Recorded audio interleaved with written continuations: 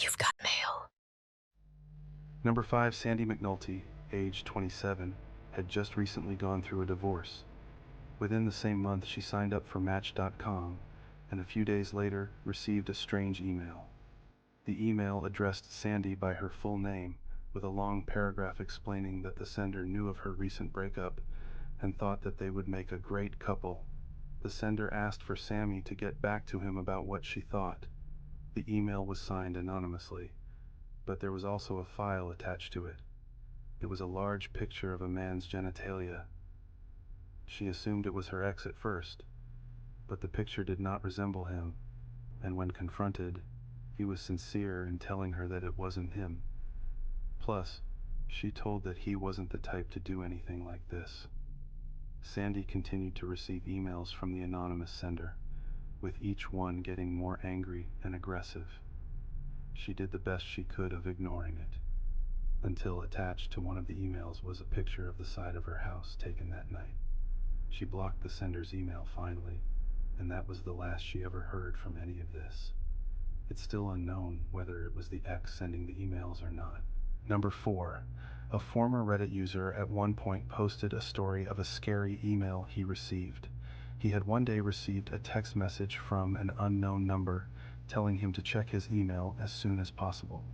He obliged and found a message in all capitals titled, "Download this now."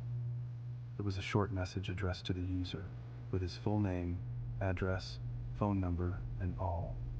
There were 5 files attached, 4 of them pictures, and one an exe file titled, "Download this now." Each one of the pictures were very personal to the user. The first one a picture of his house, the second a picture of a very young woman who he eventually recognized to be his mom, the third a picture of him as a baby, and the fourth a random picture of a creepy-looking middle-aged man. The user didn't open the exe file. He instead reported the email to the police. It's unknown what the exe file was. The Reddit post was taken down within the same month. Number 3.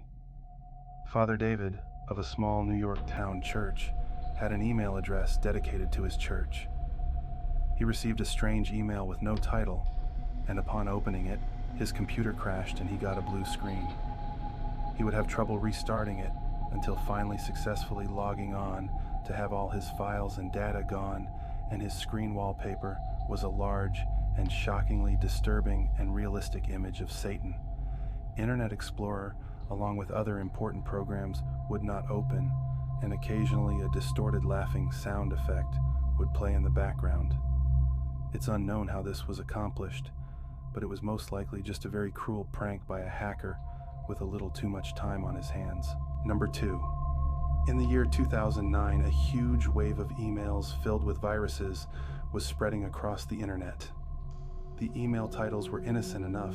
For example, some of them were titled, "Free 40% off coupon to Target."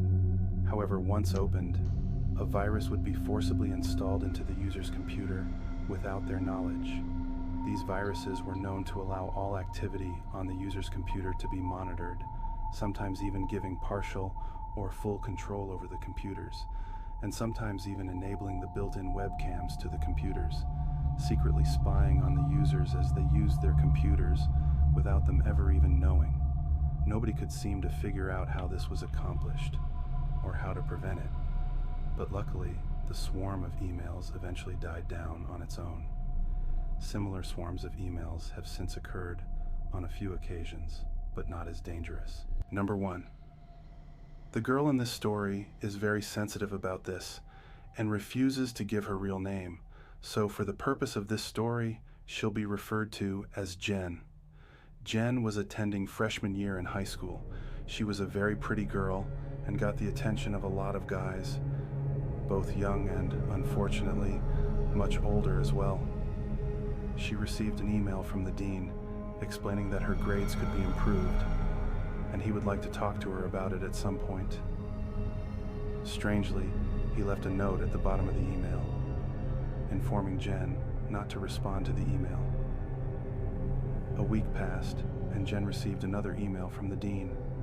This time, he asked her to meet him at the back of the school at 7 a.m. before classes started. Jen walked to school and went around back this one day and could see somebody poking their head out from behind one of the dumpsters, not the dean. She ran all the way home, and the parents reported this to the school. It turned out the dean of the school didn't send the messages at all. The email was traced back to a website that allows you to send fake anonymous emails, and the computer used to send it was the computer in the furthest corner of the local library.